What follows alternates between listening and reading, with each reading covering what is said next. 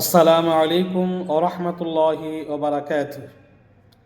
আজকে 9 ফেব্রুয়ারি, আর মাত্র 3 দিন পরে আমাদের বাংলাদেশের কাঙ্ক্ষিত জাতীয় নির্বাচন, সংসদ নির্বাচন বা ভোটের দিন। এই সম্পর্কে আমরা কোরআন হাদিসের আলোকে খুবই গুরুত্বপূর্ণ এবং আমরা মনে করি যেটা সেরা আলোচনার মধ্যে একটা অন্যতম আলোচনা। এই ব্যাপারে কিঞ্চিত আলোচনা শুনব। ভোট বা ইসলামে ভোট, আজকের আলোচ্য বিষয় হলো ইসলামে ভোট বা ভোট প্রদান। এই সম্পর্কে আল্লামা তাকি উসমানী রহমতুল্লাহ আলাই তিনি বলেন, ইসলামের দৃষ্টিতে ভোট হচ্ছে 3টি বিষয়ের সমষ্টি। ইসলামের দৃষ্টিতে ভোট হচ্ছে 3টি বিষয়ের সমষ্টি। 1 নম্বর হলো সাক্ষ্য প্রদান, 2 নম্বর হলো সুপারিশ, 3 নম্বর হলো প্রতিনিধিত্বের অথরিটি বা পাওয়ার বা ক্ষমতা প্রদান। এবার 1 নম্বর সাক্ষ্য প্রদান সম্পর্কে আমরা আলোচনা শুনব। ভোট দেওয়া একটা সত্য সাক্ষ্য প্রদানের আমানত। ভোট একটা সত্য সাক্ষ্য প্রদানের আমানত। কোরআনে কারিমে আল্লাহ পাক রব্বুল আলামিন ইরশাদ করেন, ইন্নাল্লাহা ইয়া'মুরুকুম আন তুআদ্দুল আমানাতি ইলা আহলিহা। আল্লাহ পাক বলেন, নিশ্চয়ই আল্লাহ পাক তোমাদের আদেশ করছেন আমানত তার হকদারের কাছে পৌঁছে দিতে। আমানত যথাযথভাবে তার হকদারের কাছে পৌঁছে দিতে। তাই যোগ্য, সৎ ও ইনসাফকারী ব্যক্তিকে ভোট না দিয়ে অযোগ্য ব্যক্তিকে ভোট দেওয়া খেয়ানত, আমানতের খেয়ানত। ভোট একটা সাক্ষ্য যা গোপন করা বা ওজোর ছাড়া প্রদান না করা গুনাহ বা অপরাধ। কোরআনে কারিমে আল্লাহ পাক রব্বুল আলামিন বলেন, ওয়ালা তাকতুমুশ শাহাদা ওয়া মান ইয়াকতুমহা ফাইন্নাহু আথিমুন কলবুহু আল্লাহু বিমা তা'মালুনা আলিম। তোমরা সাক্ষ্য গোপন করো না, যে উহাকে গোপন করে বা উজ্জ করে তার অন্তর পাপিষ্ঠ হয়। আর আল্লাহ পাক ভালো করেই তোমাদের যাবতীয় কাজকর্মের ব্যাপারে অবগত রয়েছেন। অতএব ভোট হলো এক ধরনের সাক্ষ্য। আপনি যাকে ভোট দিলেন বা দিবেন, আপনি তার ব্যাপারে সাক্ষ্য দিলেন এই ব্যক্তি উপযুক্ত ও যোগ্য। পক্ষান্তরে উপযুক্তকে ভোট না দিয়ে কোনো জালেম, ফাসেক, পাপিষ্ঠকে ক্ষমতায় বসানো, ইচ্ছা করে আগুনে ঝাঁপ দেওয়া। আল্লাহ পাক রব্বুল আলামিন পবিত্র কোরআনে কারিমে এ ব্যাপারে সতর্ক করেছেন। আল্লাহ পাক বলেন, ওয়ালা তারকানু ইলাল্লাযীনা যালামু ফাতামাসসাকুমুন নার। তোমরা জালিমদের দিকে ঝুঁকে পড়ো না, তাহলে জাহান্নামের আগুন তোমাদেরকে স্পর্শ করবে। অতএব যে ব্যক্তি জেনে বুঝে জালিম, ফাসিক, দুর্নীতিবাজ, ইসলাম বিরোধী লোককে ভোট দেয়, সে যেন সরাসরি জুলুমে সহযোগিতাকারী বা জুলুমের সহযোগিতাকারী। মহানবী সাল্লাল্লাহু আলাইহি ওয়াসাল্লাম ইরশাদ করেন, ইযা ফুসসিদাল আমরু ইলা গায়রি আহলি ফান্তাযিরিস সাআ। যখন দায়িত্ব, কর্তৃত্ব অযোগ্যদের হাতে দেওয়া হবে, তখন কিয়ামতের অপেক্ষা করো, বসে বসে কিয়ামতের অপেক্ষা করো। তাই ভোট দেওয়ার সময় দেখতে হবে দিনদারি, আমানতদারিতা, ইনসাফ, জনগণের উপকার ও কল্যাণের জন্য নিবেদিত কিনা এগুলো দেখতে হবে। যদি আপনার ভোটটা এরকম ব্যক্তির পক্ষে পড়ে বা যায়, তাহলে কি হবে? কোরআনে কারিমে আল্লাহ পাক রব্বুল আলামিন বলছেন, ওয়াতাআওয়ানু আলাল বিররি ওয়াত তাকওয়া। তোমরা নেক ও তাকওয়া ও কল্যাণের কাজে পরস্পর সহযোগিতা করো। তাই ভালো মানুষকে ভোট দেওয়া নেক কাজে সহযোগিতা করা। আপনি যদি ভোট না দেন, তাহলে ভালো লোক না এসে খারাপ লোক ক্ষমতায় গেলে বা আসলে তার অপকর্মের দায় থেকে আপনিও মুক্ত হতে পারবেন না।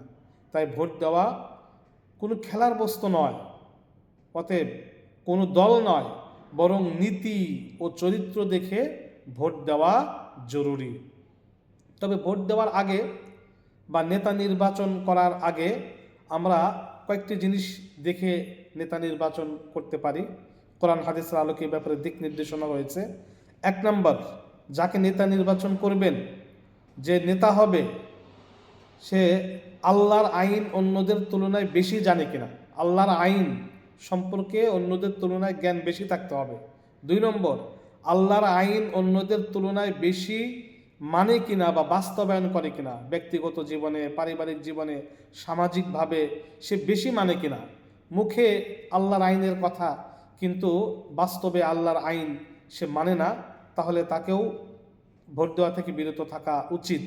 3 নম্বর, নেতার ইলমি উদ্ভাবনী শক্তি সম্পন্ন হতে হবে। যে নেতা হবে তার ইলমি উদ্ভাবনী শক্তি রয়েছে কিনা, কোনো নতুন সমস্যা আসলে কোরআন হাদিসের আলোকে এলেম দ্বারা, হিলিম দ্বারা বা কোরআনী ফর্মুলায় সমাধান করতে পারবে কিনা বা পারে কিনা, এটা দেখে নেতা নির্বাচন করতে হবে। 4 নম্বর, শক্তি, সামর্থ্য ও কন্ট্রোলিং পাওয়ার আছে কিনা। মানুষ তার জ্ঞান, আমল, ইবাদত, বন্দিগি ও সুন্দর আচার আচরণে তাকে ইজ্জত করে কিনা, সম্মান করে কিনা, মান্য করে কিনা, সে যদি কোনো কথা বলে মানুষ সেটা মানবে কিনা বা মানে কিনা, এগুলো দেখে নেতা নির্বাচন করতে হবে। 2 নম্বর হলো সুপারিশ। 3 জিনিসের নাম ভোট। 3 জিনিসের সমষ্টিতে ভোট বলে। 1 নম্বর সাক্ষ্য, 2 নম্বর সুপারিশ। আমরা সাক্ষ্যর আলোচনা শুনলাম, এবারে সুপারিশ। ভোট একটা সুপারিশ। আপনার ভোটে নির্বাচিত ব্যক্তির ভালো কাজে আপনিও নেকি পাবেন, আবার খারাপ কাজে আপনিও গুনাহগার হবেন। কোরআনে কারিমে আল্লাহ পাক বলেন, মান ইয়াশফা শাফাআতান হাসানাতান ইয়াকুল লাহু নাসীবুম মিনহা ওয়া মান ইয়াশফা শাফাআতান সাইয়্যাতান ইয়াকুল লাহু কিফলুম মিনহা। আল্লাহ পাক বলেন, যে ভালো মানুষকে সুপারিশ করবে সে তার নেকির অংশীদার হবে, আর যে মন্দ লোকের সুপারিশ করবে সে ওই মন্দের হিস্সা বা অংশ পাবে। মহানবী সাল্লাল্লাহু আলাইহি ওয়াসাল্লাম ইরশাদ করেন, আসসাই আলাল আরমালা ওয়াল মিসকিন কাল মুজাহিদ ফি সাবিলিল্লাহ ওয়া আহসিবুহু ক্বালা ওয়া কাল কাইমি লা ইয়াফতুর ওয়া কাস সাইমি লা ইফতির। যারা মানব সেবার জন্য দৌড়ঝাঁপ করে, মেহনত করবে, তাদের মর্যাদা সেসব লোকের মতো যারা সারা রাত ইবাদত বন্দেগী করে আর সারাদিন রোজা রাখে। সুতরাং এরকম লোককে নেতা নির্বাচিত করতে হবে, যে লোক মানব কল্যাণে দৌড়াদৌড়ি, দৌড়ঝাঁপ করে, মেহনত করে। তাহলে সে তাহাজ্জুদ না পড়তে পারলেও সারা রাতে তাহাজ্জুদের সওয়াব পাবে। সে রোজা রাখতে না পারলেও সে সারাদিন রোজা রাখার সওয়াব পাবে। 3 নম্বর, ভোট যে 3 বিষয়ের সমষ্টি। 1 নম্বর হলো সাক্ষ্য প্রদান, 2 নম্বর হলো সুপারিশ, 3 নম্বর হলো প্রতিনিধিত্বের অথরিটি। আপনার জন্য বা জনগণের জন্য সে ভালো করবে, এজন্য তাকে পাওয়ার বা ক্ষমতা দেওয়ার নামে হলো প্রতিনিধিত্বের অথরিটি। আপনার জন্য বা আপনার এলাকার জন্য, দেশের জন্য কল্যাণের কাজ করবে, এই ক্ষমতা দেওয়া, এটাকে প্রতিনিধিত্বের অথরিটি বলে। অতএব সেক্ষেত্রে যাকে আপনি প্রতিনিধি বানাবেন সে কেমন হবে, কোরআন দিক নির্দেশনা দিচ্ছে। সে আমানতদার ও সৎ লোক হবে, সে শক্তিশালী হবে। সে কোরআনে কারিমে আল্লাহ পাক বলেন, ইন্না খায়রা মান ইসতাজারতাল কওয়িয়ুল আমিন। সে আমানতদার, সৎ লোক এবং সে শক্তিশালী হবে। 2 নম্বর, নেতা নির্বাচনের মাপকাঠি হবে তাকওয়া।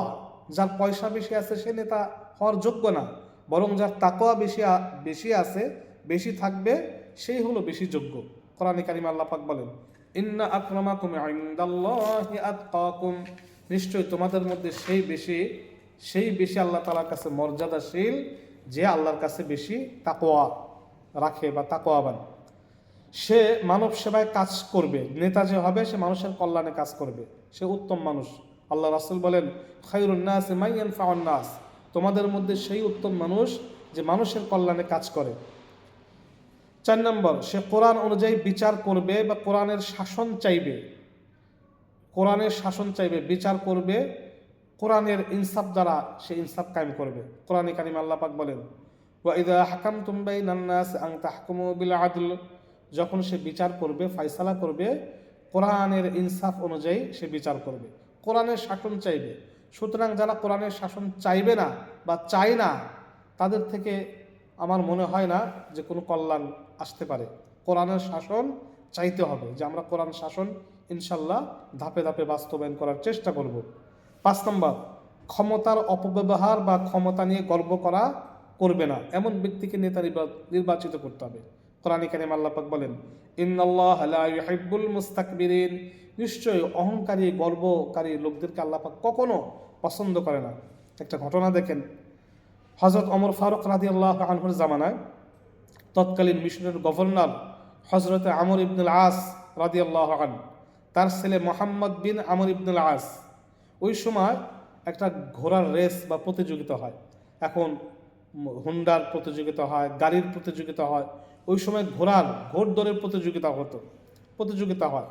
ওই প্রতিযোগিতায় গভর্নরের ছেলে অংশগ্রহণ করেন। তো অনেক সাধারণ মানুষ অংশগ্রহণ করেন। দেখা গেল গভর্নরের ঘোড়ার চাইতে সাধারণ লোকের একটা ঘোড়া এগিয়ে গিয়ে 1 নম্বর হয়ে গিয়েছে, প্রথম স্থান অধিকার করেছে। অর্থাৎ মানুষবিহীন শুধু ঘোড়ার প্রতিযোগিতা, মানুষ ছাড়া। এখন গভর্নরের ছেলে মোহাম্মদ বিন আমর ইবনুল আস, সাহাবীর সন্তান, তিনি মনে মনে ভাবলেন, আমি গভর্নরের ছেলে, তার ইগোতে লেগে গেল, আমি ঘোড়াকে এত সুন্দরকে খাওয়াইলাম পড়াইলাম, আমার ঘোড়াটা প্রথম স্থান অধিকার করতে পারলো না, তার ইগোতে এটা লেগে গেল যে আমার কেমন হবে, বিষয়টা কেমন হবে। সে ওই গ্রাম্য লোকের, প্রথম স্থান অধিকারী গ্রাম্য লোকের ঘোড়াটাকে নিজের ঘোড়া বলে দাবি করলো, এটা আমার ঘোড়া, এটা আমার ঘোড়া। যেহেতু মানুষ ছিল না, দেখতে প্রায় একই রকম ঘোড়া, এটা আমার ঘোড়া। গ্রাম্য লোক বলে এটা আমার ঘোড়া, ওই গভর্নরের ছেলে বললে এটা আমার ঘোড়া, আমি প্রথম হয়েছি। এক পর্যায়ে বাকবিতণ্ডায় হালকা একটু প্রহার করে ফেলে আমর ইবনুল আস রাদিয়াল্লাহু আনহুর ছেলে। এই লোক, গ্রাম্য লোক গিয়ে ওমর ফারুক রাদিয়াল্লাহু আনহু, খলিফাতুল মুসলিমিন, আমিরুল মুমিনিন, তার কাছে গিয়ে ঘটনাটা খুলে বললেন। হযরত ওমর ফারুক রাদিয়াল্লাহু আনহু বললেন, তুমি আমার সাথে চলো।